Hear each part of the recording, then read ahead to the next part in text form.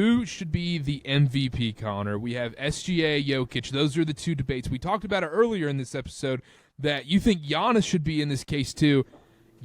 Are you still in the SGA deserves to be MVP camp? Yes, I am. And I will say real quick, Giannis should be in the conversation, but I am still a Shai Gilgeous-Alexander MVP believer right now. I'm going to give you a little background before I get into my case for him. Shout out, I saw this on Reddit, funny enough. I was doing the research, I was grinding, and then some guy literally yesterday made this post that just saved me so much time. So shout out you. From 1990 through 2016, the MVP had a pretty clear formula. Highest scoring player on one of the league's best teams. 21 of those 27 seasons, the MVP was from a number one seed. 21 of the 27 seasons. The lowest seeded MVP of those 27 years, Steve Nash, Tim Duncan. They were both 3 seeds. You couldn't really go much lower than that. In those 27 seasons, that was the lowest seeded MVP. And then Russell Westbrook in 2017 happened, where he won MVP and his team was a 6 seed. And then if you keep going through it, Harden was a 1 seed the next year. And then Giannis was a 1 seed in 19 and 20. And then Jokic was a 3 and a 6 seed the next 2 years. Embiid was a 3 seed. Jokic was a 2 seed. So there aren't many cases of an MVP finishing below the number 3 seed. It's Jokic once, Westbrook once. So there's the background.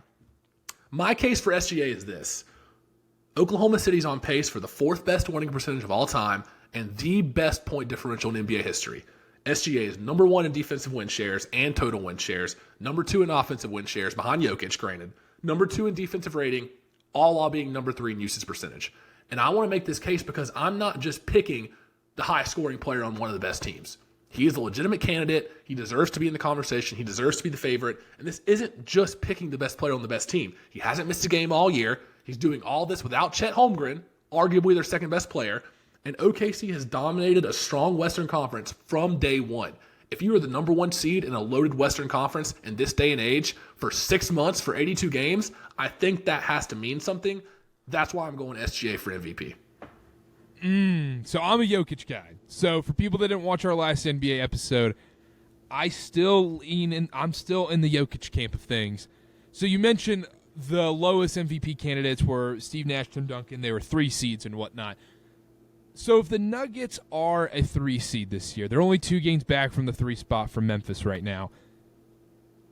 The argument is tough for SGA at that point because I feel like the Nuggets would have been there win percentage-wise and win enough games in that point.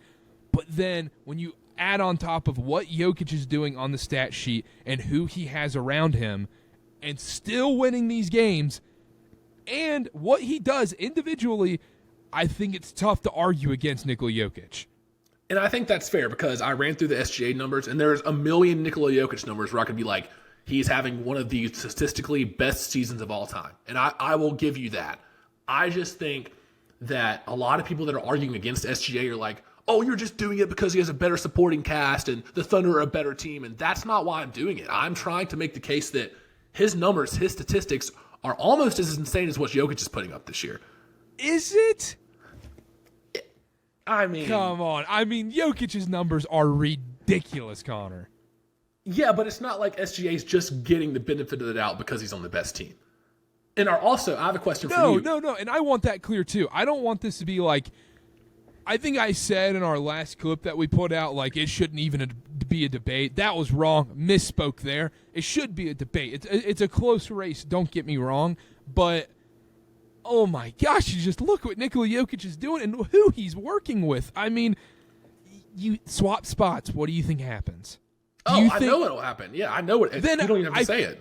I feel like that's almost the argument right there, isn't it? So you're telling me that Jokic should get more of the benefit of the doubt because he has a worse supporting cast? But he's doing almost as much. I mean, if that's what I'm saying. If the Nuggets end up as a 3 seed and the Thunder are the 1 seed, it's not that big of a difference right there.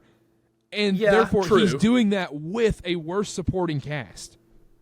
That is true. I'll give you that. That is true. But I don't know. I think there's something to be said for a team being that dominant with how loaded the NBA is in this day and age and how many good teams there are, especially in the West, to just take the conference by the throat from day one and hold it throughout. And he's played every game, and the usage percentage is 3rd in the NBA. Jokic is like 15th or something. He's not even, which he's still putting up insane numbers, but the usage percentage, SGA is doing it all. It's not like he's on a team with 3 of their all-stars and he's just coasting and whatever. But it's not bad players, though. Like, it's not. I'm not going to say that. And OKC supporting cast is better than Denver's. But Chet's been out. Hartenstein's out for another week this week. Like, there's been injuries here and there. And I don't know. It's tough. Like, get this on record. I wouldn't be upset if Jokic won. For what? His fourth time in 5 years? I wouldn't be upset. Are you falling somewhat of a victim to just, I kind of want to see someone else win it? I think that's part of it. And as a human, I'm willing to admit that. It's like, okay, I have a little fatigue from the same guy winning it over and over again. But you know what? You do hate the Chiefs. If he won it again this year, like I said, I wouldn't be upset because I think Nikola Jokic has been the best player in the league for the last 5 years. So if he wins another MVP, I won't be crying about it.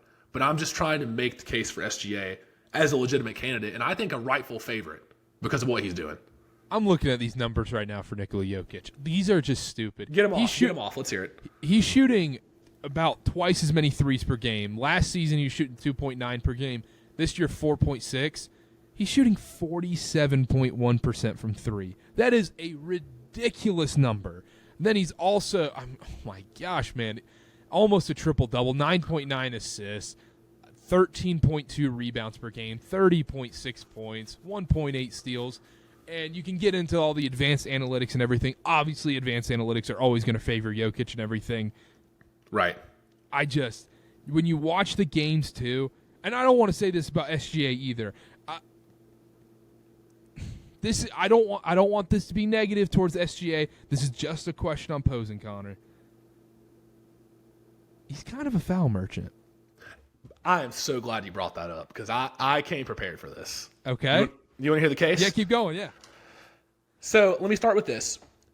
Giannis has 20 more free throw attempts than SGA this year in 7 less games. And I know the argument is play style, and he bullies his way to the rim, and he gets fouled a lot more, intentionally so, if that's what you're going to say. I'm willing to concede that. Basically, yeah, but keep going. So 20 more free throw attempts in 7 less games. Just saying, SGA 2 years ago was his most free throw attempts in a season. 2 years ago. He had 739. You know where that ranks all time? That is the 143rd most in a season in NBA history. 143rd. He currently, go ahead. 2 years ago, was that a tank season for the Thunder? No, that's when they were in the play-in. They were good. That was play-in? Okay, I just wanted to make sure. I couldn't remember. Yeah, no. And he currently, so this year, he has 315 about halfway through the year. So he's on pace for, let's say, like 650, and he might even miss a couple games. So it might even be less than that. That would not even be in the top 250 seasons all time in free throw attempts. That wouldn't even be top 250. And you want to go back in history, recent history, Joel Embiid, his MVP year, 771. SGA's never had that. Kevin Durant, his MVP year, 805 free throw attempts. SGA's never come close to that. Russell Westbrook's MVP year, 840 free throw attempts in a season. SGA's nowhere near that. And James Harden, the foul merchant god himself, 5 seasons of over 800 free throw attempts, which, by the way, crazy. But SGA is nowhere near any of those numbers. So you want to say foul merchant, you want to go on Twitter and look at all these breakout clips of him bobbing his head back and getting a phantom call, you'll be able to find them. Those videos are out there. There's been multiple occasions this year where he has baited a foul, hooked somebody from behind, tossed his head back, kicked his leg back. You know where he learned that crap from? Where? Chris Paul. Yep. Yeah, that's a Chris Paul special right there. He was like, hey, I like that. Yeah, I know, but you'll be able to find those videos. Like, there's evidence of him doing that, but if you, and I'm not saying I do this, but if you sit down and watch all the Thunder games, that is not the majority of the way he gets to the line. It's not. And just because Jokic doesn't play that way and doesn't get the calls and doesn't get the free throws, you shouldn't penalize SGA for getting to the line that much.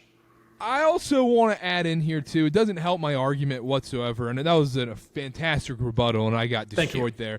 But Jokic does flop, too. Let's not forget this. Jokic does foul bait a little bit, too. I mean, everybody does it to a certain extent. Jokic is not, let's not pretend he doesn't flop from time to time as well and make a little show out of things. I watch a lot of Nikola Jokic. He makes a show out of things sometimes when it doesn't need to be. And he does. And you know what? We're getting a little kumbaya here because I'll give you a point to this. Big men in general in the NBA get hacked almost every play, and it doesn't get called. And that's just true in basketball in general, at every level. Right. So there's going to be plenty of times where Nikola Jokic should be getting free throws, and he's not. But I just don't want people to, SGA's a foul merchant and free throw merchant, and he only is getting this many points a game because he goes to the free throw line so many times. I don't want to penalize him for doing what I think is a positive trait, and drawing fouls is a positive thing, getting to the line, helping your team, getting easy points with the clock stopped, just because Jokic doesn't play that way. And I think that's where the narrative's going, where it's like, well, Jokic doesn't do this, so that's a negative for SGA, and I don't like that. Do you think that Russell Westbrook MVP year, them giving him the MVP that year, do you think that just ruined people's brains forever about the MVP award? I think I don't know if because there was a clear, like you said, there was that clear formula up until when 2016, right. And Russell Westbrook gets that award, and you go, oh my gosh, like he's having this great statistical season, but holy crap, this Thunder team, they're not that good, but he's putting up the numbers we almost have to. This is a season we've never seen before, but every year Jokic is putting up these stats. But before, like you said, there was this clear formula based off that previous formula and the precedent prior to that. SGA is the clear winner, no questions asked. I'm with you on that, and I don't know if it necessarily broke people's brains, but I didn't mind the formula. And I'm not gonna I wasn't alive in 1990, so I wasn't alive for all those years. There was a clear criteria. It's like, hey, you got to be the best team, the best player on the best team. Let's not overthink it. Right, and I think I'm okay with that. If there's a legitimate that's the regular candidate, season. I mean, it's right. different. Like I feel like like we talked about before in our last episode. It's like, okay, for the best stats player, come up with offensive player of the year, and if those two things coincide, where he's the number one team on the best player or whatever, then you give them both. Yeah, I think that's very fair, and the NFL does that. And the thing is, I think I was okay with the formula, like you said, of that, because if you want to look at the words most valuable player, I guarantee the majority of seasons the most valuable player to their team's success would have been LeBron wasn't James. The best player on the best team. And it could have been LeBron every year, because a LeBron team without LeBron would be the worst team in the league for a lot of those years. Yeah, and that's how I feel about Nikola Jokic, because when you say the words most valuable player, you think, okay, if you take this player out, what is this team? If you take SGA out, they're probably a play-in team. They're a very feisty play-in team at that. Maybe fringe playoffs. The Nuggets team isn't sniffing the play-in. Right. And I'm with you on that. I agree with that. And so it's just how this thing is interpreted, and it's like it's kind of frustrating how there isn't this clear thing, but it's also kind of great because we get to do content like this. So exactly. And my brain, I think, has been influenced by the history of, okay, the team needs to be really good and the MVP needs to come from a good team in all sports. We'll close up here. I want it on record. I think SGA wins MVP, but I think Jokic deserves MVP. I think that's fair. Am I allowed to say that? You can say whatever you want. They both deserve it. If you want to talk about deserve well, yeah. I'm not going to be mad if Jokic wins. I'm not arguing that Jokic shouldn't win. I'm more so arguing that SGA should win. But I'm not going to be beating the drum if Jokic loses. And I'm saying the same thing, too. I'm saying the exact same thing. They both deserve it, both unbelievable players.